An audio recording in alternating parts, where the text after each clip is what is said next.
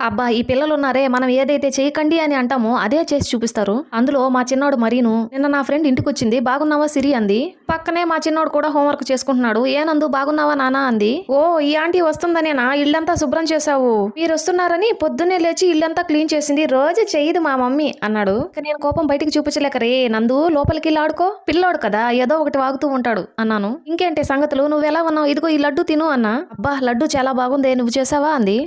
అని నవ్వి అమ్మ చేస్తే అవి లడ్డూల్లా ఉండవు స్టోనుల్లా ఉంటాయి అన్నాడు. నందు నిన్ను లోపలికి ఆడుకోమన్నానా అన్నాను. లేదే బయట నుంచి ఫ్రెష్ గా నీ కోసం పట్టుకొచ్చాను అన్నాను. ఇంతలో వీడు అదేంటమ్మా ఇవి పోయిన వారం నుంచి ఫ్రిడ్జ్ లోనే ఉన్నాయిగా అనేసాడు. నా ఫ్రెండ్ పక్కన నవ్వు ఆపుకుని ఇదిగో నువ్వు తీసుకోరా అంది. వద్దంటే తీసుకుంటే మీరు వెళ్ళాక మళ్ళీ నన్ను కుడుతుంది అమ్మ అన్నాడు. వీడు పరవంతా తీసేశాడు. సరే అయితే నేను వెళ్ళొస్తా అంటూ 100 రూపాయలు వాడికిచ్చి చాక్లెట్లు తీసుకో అంది. వద్దంటీ అన్నాడు. నేను అమ్మలాంటి దాన్నే కదా తీసుకో అంది. మీరే నాకు చాక్లెట్లు కొని ఉండి డబ్బులు అయితే అమ్మ తీసేసుకుంటుంది అన్నాడు. ఆ సిచ్యువేషన్ ఎలా ఉంటుందో మీరే ఊహించుకోండి. అందుకే పిల్లలతో జాగ్రత్తగా ఉండాలి. వీడియో